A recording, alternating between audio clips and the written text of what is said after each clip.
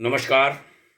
भाग्योदय विचार प्रवाह श्रृंखला के 132वें चरण में आपका स्वागत, अभिनंदन। आज 4 दिसंबर 2022, वर्ष 2022 का आखिरी महीना आरंभ हो गया। आज का विषय लेता हूं अपनी रविवासरीय चर्चा में, जेलें न बढ़ाएं, व्यवस्था ठीक करें, अपराधों पर नियंत्रण करें। इस विषय को लेता हूं। प्रेरणा आई अपनी राष्ट्रपति महामहिम श्रीमती द्रौपदी मुर्मू जी के एक भाषण से। अभी हाल में संविधान दिवस के दिन उन्होंने प्रथम दिवस एक भाषण दिया दिल्ली में, जजों के बीच, न्यायाधीशों के बीच। उस भाषण में हमारे CJI, chief justice of India सहित सुप्रीम कोर्ट के विभिन्न जज, उच्च न्यायालयों, हाई कोर्ट के चीफ जस्टिस, विभिन्न न्यायाधीश आदि भारी संख्या में मौजूद थे। उस भाषण ने सुप्रीम कोर्ट तक के कान खोल दिए। बड़ा मार्मिक भाषण था वह, कि पैसे वाले अपराधी बाहर होते हैं और जो गरीब अपराधी हैं, जिन्होंने बहुत छोटे मोटे, कोई किसी के थप्पड़ मार दिया, कोई झगड़ा हो गया, वो बरसों तक भीतर रहते हैं। यहां तक कि जमानत हो जाती है, जमानती नहीं मिलने के कारण, जमानत की राशि उनके पास नहीं होने कारण वे जेलों में बंद रहते हैं कई कई बरसों तक। बड़ी गंभीर समस्या की ओर हमारी महामहिम ने ध्यान खींचा देश का। छोटे छोटे गुनाहों के कारण जो बंद होते हैं, पैसे नहीं होते कोर्ट जाने के लिए परिवार के पास, कि जो कुछ है परिवार संचालन का वो भी चला जाएगा, वो भी बर्बाद हो जाएगा, वो भी खो जाएगा। एक घटना आई थी मेरे गृह जनपद हरदोई में, हमारे पड़ोसी गांव मलिहामऊ के श्री श्याम मिश्र जी ने ऐसे ही एक मामले में, जहां जमानत हो चुकी थी, उनके पास पैसा नहीं था, पैसा देकर के उनको जेल से बाहर निकलवाया था। तो सम्मान किया जाना चाहिए श्याम मिश्र जैसे लोगों का। अब महामहिम राष्ट्रपति जी के भाषण के बाद चीफ जस्टिस ऑफ इंडिया ने 15 दिन में पूरे देश के जिला न्यायालयों से रिपोर्ट मांगी है, सभी डिस्ट्रिक्ट कोर्ट से, कि ऐसे मामले देखे जाएं कि जमानत जिनकी हो चुकी है उसके बाद भी वो जेलों में क्यों बंद हैं, और भी कुछ दिशा निर्देश दिए हैं। यह जानकारी मिली है। जेलों की हालत वास्तव में बहुत खराब होती है।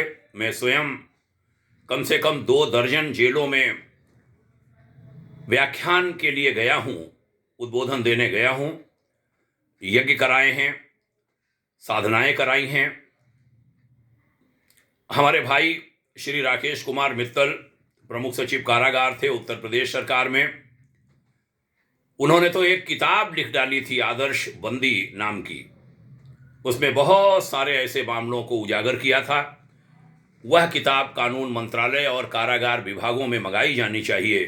श्री राकेश कुमार मित्तल जी अब नहीं हैं, उनके परिवार में भी कोई नहीं है, लेकिन उनके यहाँ प्रकाशन है, वह पुस्तकें मिल सकती हैं। जेलें बढ़ाने की जरूरत नहीं, व्यवस्था को ठीक करने की आवश्यकता है, अपराधों पर नियंत्रण करने की जरूरत है, बचपन को ठीक कर लेने की जरूरत है। स्कूलों में अभियान चले ऐसे बच्चों के बीच उद्बोधनों, प्रवचनों का। हमारे पास तो केंद्रीय गृह मंत्रालय से सेवानिवृत्त श्री प्रदीप नारायण बालिया जी हैं, जिनके पास शिक्षण, प्रशिक्षण और परामर्श प्रभाग है। भाग्योदय फाउंडेशन में एक सेल बनाया है, वह हमारे न्यासी भी हैं। ऐसी पूरी सोच रखते हैं कि किस प्रकार अपराधों पर नियंत्रण पाया जा सकता है। भाग्योदय फाउंडेशन जैसी संस्थाओं की सहायता ले राज्य सरकार और केंद्र सरकार। हमारे पास श्री रविराज सिंह जैसे बड़े श्रेष्ठ वक्ता हैं, जो आध्यात्मिक उद्बोधनों के माध्यम से लोगों की सोच को बदल सकते हैं। कारागारों में भी ऐसे कार्यक्रम किए जा सकते हैं। आवश्यकता है थोड़ा संबल देने की, सहयोग देने की, क्योंकि हमारे पास साधन नहीं होते, हमारे पास वह व्यवस्थाएं नहीं होती कि हम देश भर में जा सकें। निवेदन करूंगा कि इस ओर केंद्र सरकार, हमारा कानून मंत्रालय, हमारा गृह मंत्रालय, राज्यों के कारागार विभाग वह ध्यान दें। कुछ बातें बहुत गंभीर हो रही हैं जिससे मैं बहुत भीतर तक दुखी हूं। राष्ट्रपति भवन में जब फांसी की सजा किसी कैदी को सुना दी जाती है तब दया याचिका का एक प्रावधान है। लगभग हर बंदी दया याचिका, मर्सी पिटिशन शायद कहते हैं अंग्रेजी में उसको, वो दायर करता है, दाखिल करता है। ऐसी ऐसी घटनाएं आई कि 15 बरस तक, 15 साल तक फांसी की सजा सुनाने के बाद लोअर कोर्ट, हाई कोर्ट और सुप्रीम कोर्ट से फांसी की सजा की सारी पुष्टि होने के बाद 15 बरस तक राष्ट्रपति भवन में मामले पड़े रहे। अब ये मामले कैसे कौन उठाए? लोग डरते हैं, लेकिन हम निडर होकर ये विषय उठा रहे हैं क्योंकि जरा कल्पना कीजिए, जिसके यहां कई कई मर्डर हुए होंगे, उसका जो अपराधी है वह जेल में बंद है और फांसी की सजा पूरी सुनाए जाने के बाद भी उसको दंड नहीं मिल पा रहा है। एक चैनल है आज तक, आज तक पर श्री शम्स ताहिर खान, वह क्राइम आज तक एक कार्यक्रम करते हैं, उसके बहुत सारे वीडियो गूगल पर मौजूद हैं, हमें सुनने के मौके मिले। अफजल गुरु, जिसने पार्लियामेंट पर हमला किया था, हमारी संसद को नुकसान पहुंचाया था, उसको फांसी की सजा सुनाए जाने के बाद रस्सी की व्यवस्था हो गई, 8 साल फांसी टल गई। 8 साल बाद वो रस्सी, कहते हैं 2 बार रस्सी टूट गई थी ट्रायल में, अंत में किसी प्रकार उसमें सफलता मिली थी। कहां जाए आदमी, किस पर आदमी भरोसा करे? 8 साल लटका रहा। माननीय डॉक्टर कलाम साहब, माननीय श्रीमती प्रतिभा देवी सिंह पाटिल, इन सबके कार्यकाल बीच में गुजर गए। डॉक्टर प्रणब मुखर्जी जी ने, कहते हैं, 36 केसेस निपटाए थे, उसमें 1 में सजा सुनाई थी और 35 में सजा को पुष्ट किया था। उसमें अफजल गुरु का भी था और भी मामले थे। अभी एक मामले में दया याचिका के बाद, जिसमें हमने कहा 15 बरस राष्ट्रपति भवन में पड़ी रही, प्रणब मुखर्जी जी ने उसे क्लियर किया। उसके बाद एक बहुत बड़ा मजाक हुआ। वह आदमी अपने पिता के मृत्यु पर छूटता है, घर जाता है, पुणे की घटना है, महाराष्ट्र की, बाद में लौटता है, फांसी की सजा पाया हुआ व्यक्ति सुप्रीम कोर्ट में कहता है कि घटना के समय में 10-12 साल का बालक था और उसने 5 मर्डर किए थे एक परिवार में। मिष्ठान भंडार था मालिक का, उसके मालिक के घर में लूटपाट के लिए। तीनों युवक थे कम उम्र के, और उसने पूरी जो कार्रवाई हुई, पूरी कार्रवाई के दौरान कभी नहीं बताया मैं बच्चा था।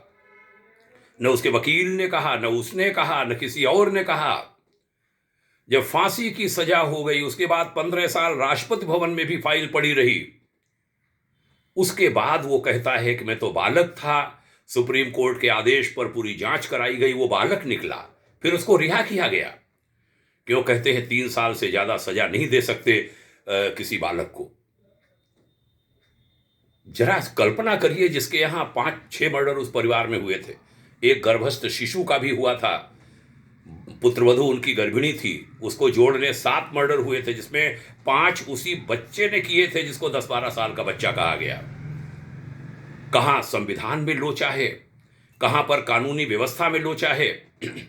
और ध्यान रहे, ये कोई माल्या और बड़े पैसे वाले नहीं थे, ये गरीब घरों के लड़के थे, मेहनत मजदूरी करने वाले। जल्दी अमीर बनने के चक्कर में उन्होंने एक घर में सारी हत्याएं करके तब लूटपाट की थी। सुप्रीम कोर्ट ने उसे रिहा कर दिया। बहुत दुख होता है ऐसी घटनाओं को सुनकर। हमारी हाथ जोड़कर प्रार्थना है। सरकारें आती हैं, जाती हैं, चली जाती हैं, कोई यात्रा कर रहा है, कोई चुनाव लड़ रहा है, कहीं कुछ हो रहा है, ये सुधार नहीं हो पाते। जरूरत है जिम्मेदारी तय की जाए। जिम्मेदारी निचले न्यायालयों की भी तय की जाए, जिम्मेदारी उच्च न्यायालयों की भी तय की जाए। 20-20, 25-25 साल क्यों लग जाते हैं? ये एक समस्या है जिसको हमारे चीफ जस्टिस साहब ने भी विभिन्न अवसरों पर कहा है, समस्याएं गिनाई हैं, जजों की भी गिनती की भी कमी की भी बात कही है। योग्य न्यायाधीश नहीं मिल रहे, यह बात भी शायद वर्तमान सीजेआई महोदय ने कही है, माननीय प्रधानमंत्री जी के सामने शायद कही है। ये गंभीर मामले हैं, इनका निदान होना चाहिए। जनता परेशान होती है, अनेक निरपराध अंदर पड़े रहते हैं, और जो संपन्न हैं, पैसे वाले हैं, वह बीसियों जुगाड़ करके बाहर निकल जाते हैं। जिम्मेदारी राष्ट्रपति भवन में 15-15 बरस अगर कोई फाइल पड़ी रहती है, जिम्मेदारी वहां पर भी निर्धारित हो कौन किसके कारण ऐसा हो जाता होगा। जिम्मेदारी हर व्यक्ति की तय की गई है, जिम्मेदारी से किसी को भी छोड़ा नहीं जाना चाहिए। भाग्योदय फाउंडेशन प्रार्थना करता है इन स्थितियों में देश में सुधार हो, जो दोषी हैं सजा पाएं, निर्दोष मुक्त हों, जो दोषी हैं जिनको सजा पूरी हो गई वह भी जाएं और राष्ट्र की मुख्यधारा में शामिल हों। आप सभी के उज्जवल भविष्य की कामना करता हूं, प्रार्थना करता हूं सभी जिम्मेदारों से इसमें सुधार लाएं। जय हिंद, शुभकामना, ओम शांति।